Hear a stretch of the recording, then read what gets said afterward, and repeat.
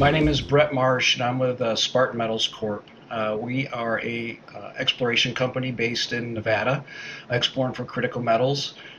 We currently run the uh, Eagle Project, which is a past-producing district that contains two tungsten mines and a high-grade copper-silver mine. Brett, good to have you on the platform. We've not Nice much to be here. spoken before, so we better get an introduction to you. So where have you been? Where have you worked? What have you done? And how's that relevant to what you're trying to do here at Spartan? Yeah, I've been in the industry for about 25 years. I'm educated as a geologist and professional geologist by certification. Worked for many majors and juniors in various leadership roles around the world, as well as in some consulting capacities. I've been involved in a lot of different aspects of the mining value chain throughout my career, and yeah, excited to do that here with Spartan. Right, and so what's the brief? Because obviously it's in terms of the geological model, you've kind of got a mix of skarn, you've got porphyry, you've got CRD as well. So how do you refine the model? Yeah, I mean that's the exciting part about this project is because we've got so many opportunities that and they're all pretty exciting and have a lot of attractiveness. And so, for us, we founded the company on the basis of tungsten, right? And so Tungstonia being the cornerstone of the project, which was a past producing mine, say around World War II era and earlier, right? And it's relatively high grade and exposed at the surface, right? So for us, that's the natural first place to start expanding it because we've got some information there, historic data that we can kind of go back to and build off from an exploration standpoint. And the same thing kind of goes for the Reese and the Antelope mines, which are at the other area, at the other end of our project. That they've got some past data that we can focus on as well. And just the region is pretty rich with exploration potential, and we've had some brief surface exploration programs in the past that kind of gave us a lot of really exciting targets. And so as we go forward here into the next 12 months or so, we're going to be following up all of those. But again, Tungstonia is going to be the foundation and the focus of the bulk of our work. Okay, so there's some historic data here. Have you kind of reprocessed that? What do you understand? Because obviously you're going to need to get to grips with structural controls and vein continuity from, I guess, on top of I know you've done some recent mapping and geophysics yourselves, but how are you combining all of that? Yeah, I mean, so it's just an exercise and just bringing it together, right, and trying to make sure and validate what we know from history, right. So a lot of that data is pretty old. It's almost 100 years old in some cases. Right, so we need to kind of go back and do some field verification, or in our case, we might plant a couple of drill holes in areas where production had looked kind of interesting in the past, and make sure we can validate that.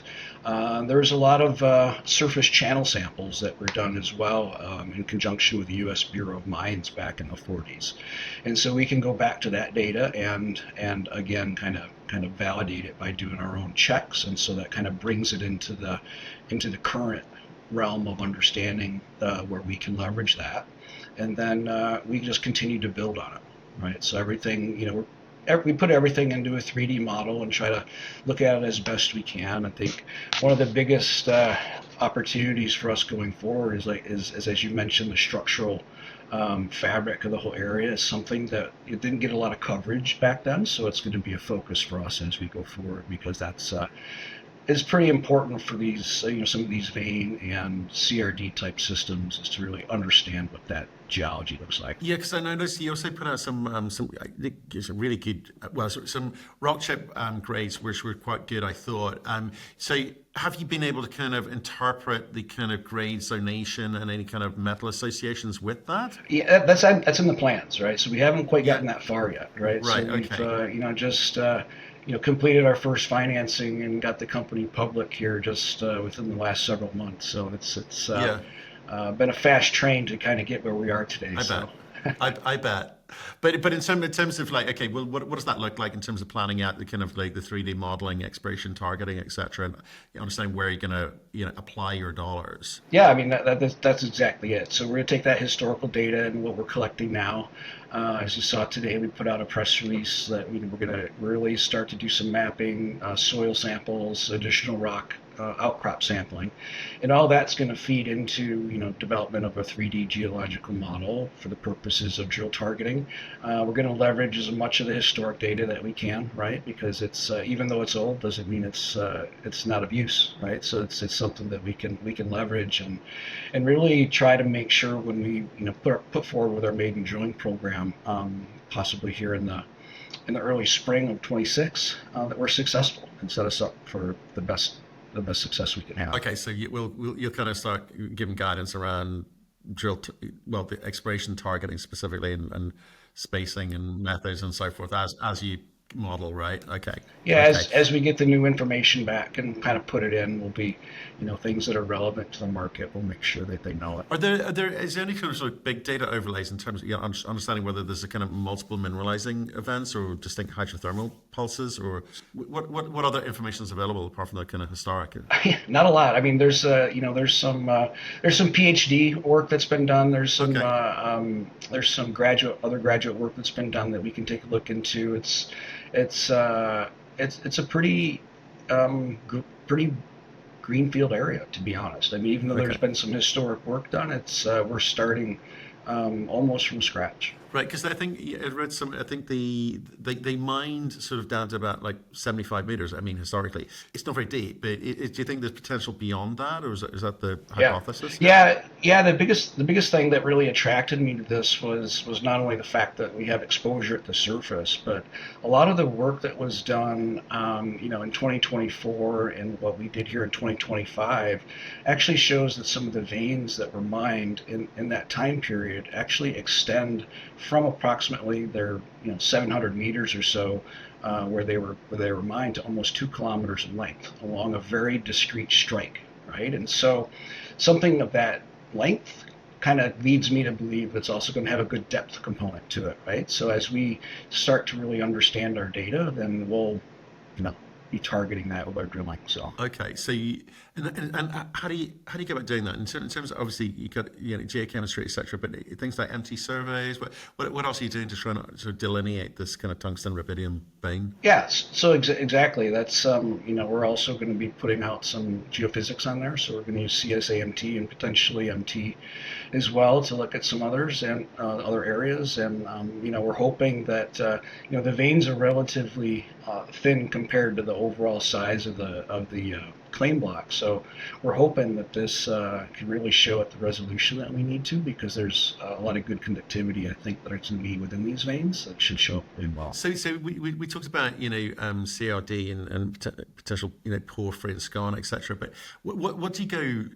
What makes sense in terms of economically into economic geology? What do you go chasing first? Do you look at the known sort of CRD systems and test for the porphyry style mineralization later, or how do you think you're going to come at it? Yeah, I think we're going to approach it from the surface program first, right? We're going to do kind of the basic mapping, soils and rock analyses to kind of give us some vectoring, and then from there we'll incorporate the geophysics and what we know and what we understand from our structural analyses, right? Because what we end up having is we've got a set of carbonate materials that have been intruded by a very large igneous body, right? That has a lot of contact metamorphism and scarring around it. So, Right. and a lot of the intercepts that we've got, intercepts is an incorrect word, but a lot of the sampling that we actually have is on the similar spacing that we see in the Tungstonia vein system that's actually outside of the veins or outside of that main area.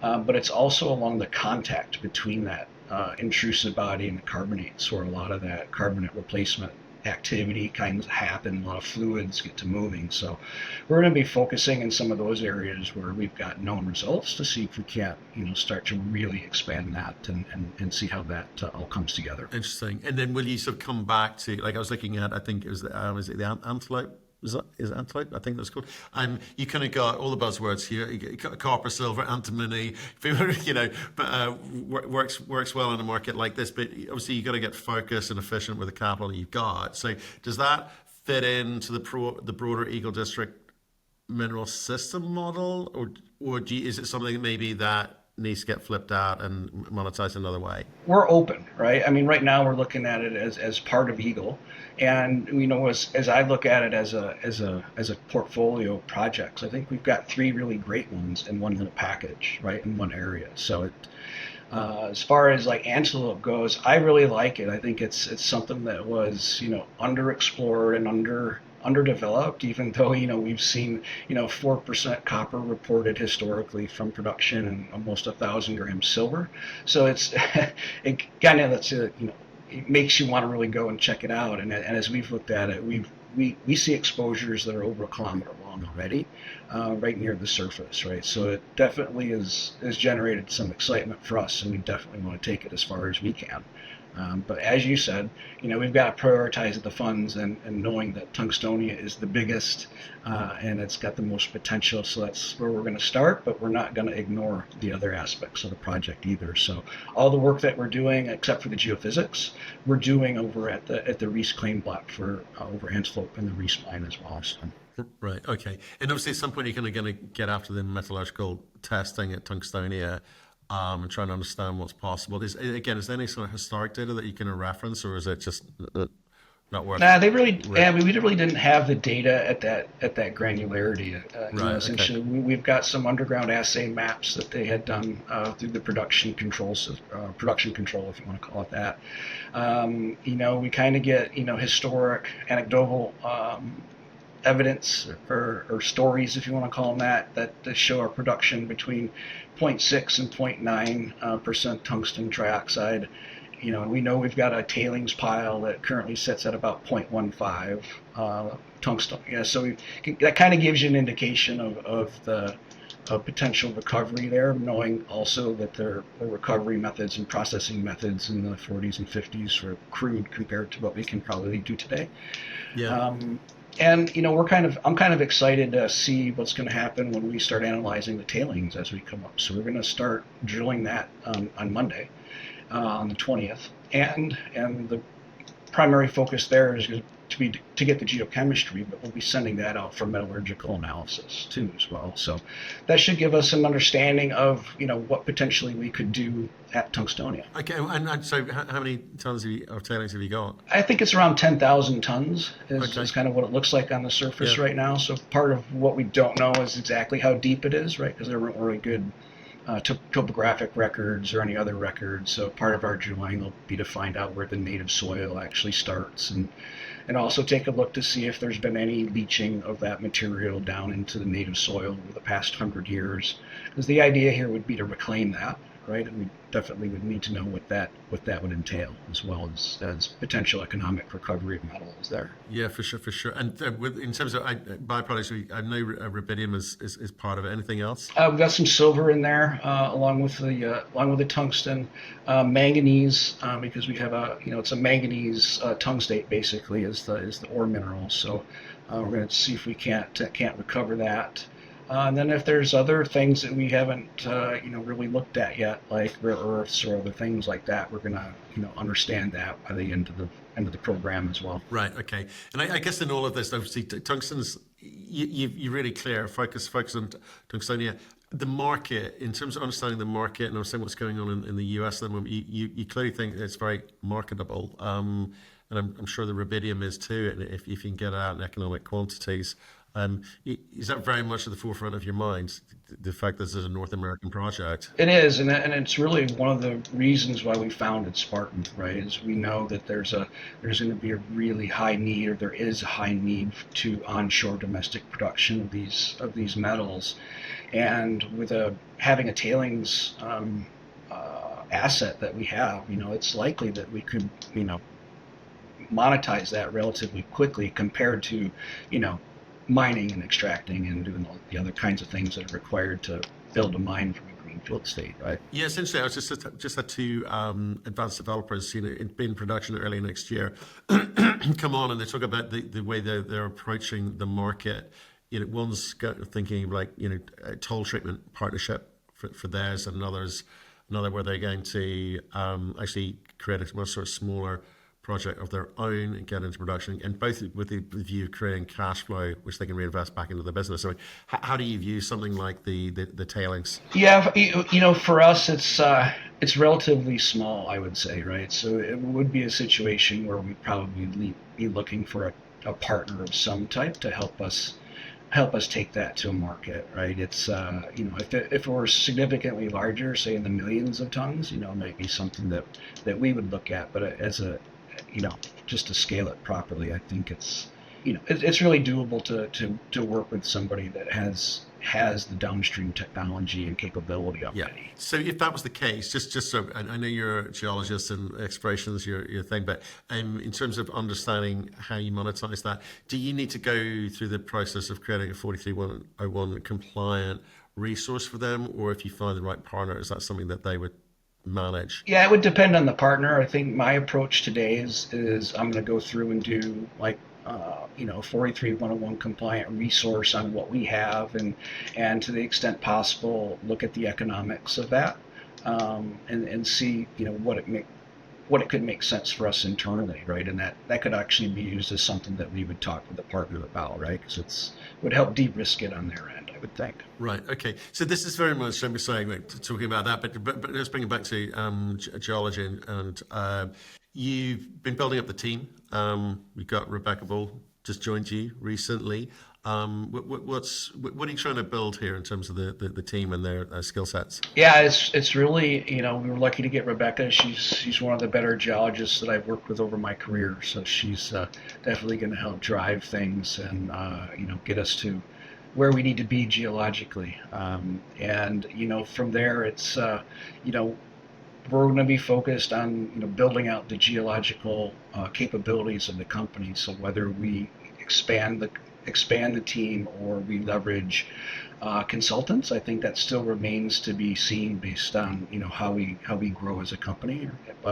So initially, more than likely we'll partner with really known consultants and other contractors that we know well, and worked with in the past that we can bring. But as we grow and get bigger, I definitely build out that team in that manner. And as we start to grow, it would also make sense to start looking at project focused types of individuals or consultants that can kind of help us define the next steps, whether it's a pre-feasibility study or feasibility study or those types of things on our various projects. So Right. And when you talk to someone like Rebecca, say like we've got this interesting thing over here, or any of the consultants. I mean, how are you pitching this? Is this is it polymetallic?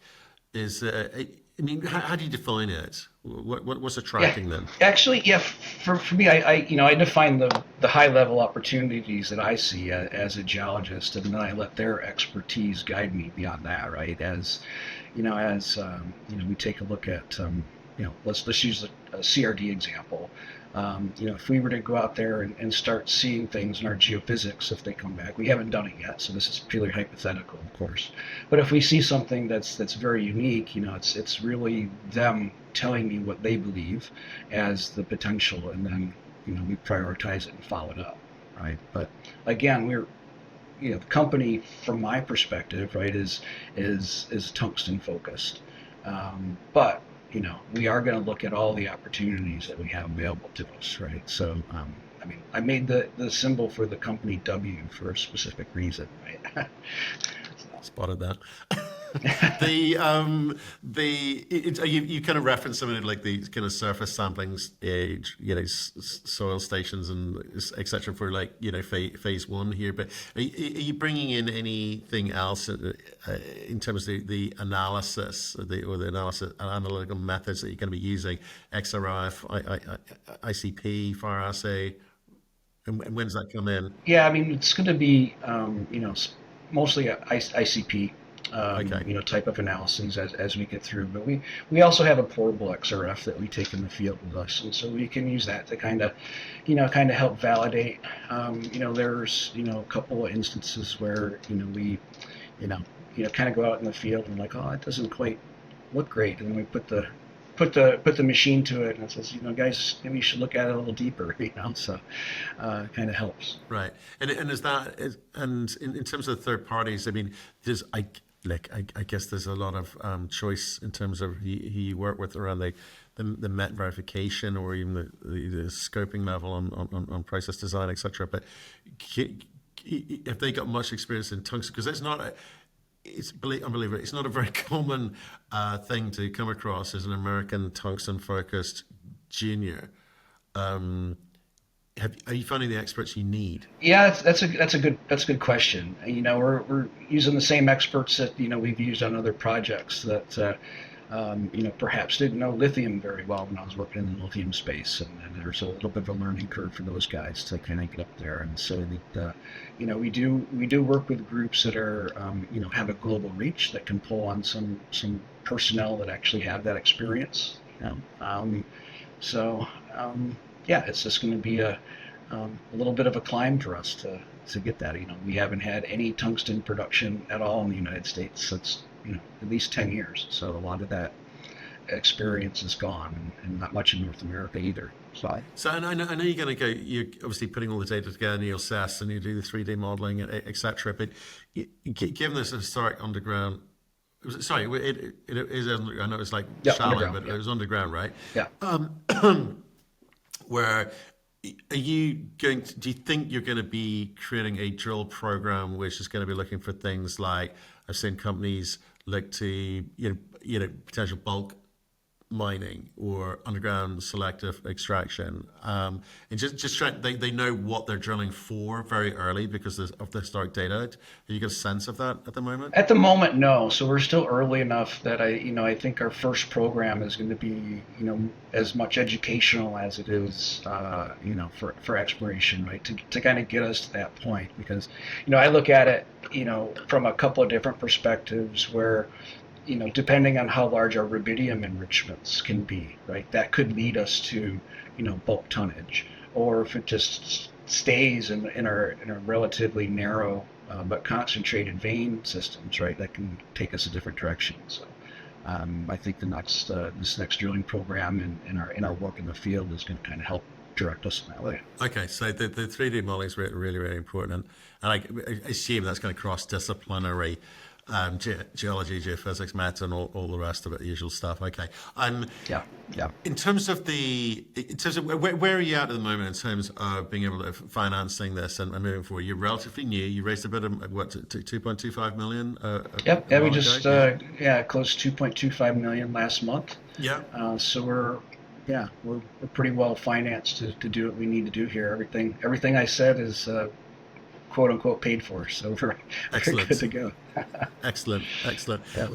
And I guess there'll be a fair bit of interest leaning in to sort of see what you're doing, because I think tungsten's on the critical, mighty everything's on the critical minerals list these days, but tungsten more than some.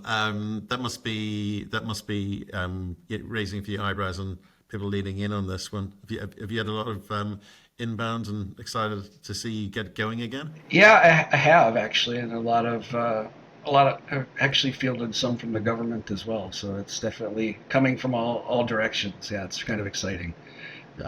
Yeah. Fantastic. Now you did a deal with Ridgeline Minerals. It's a company we speak to regularly. Yeah. Young Chad. Good to do business with? Yeah.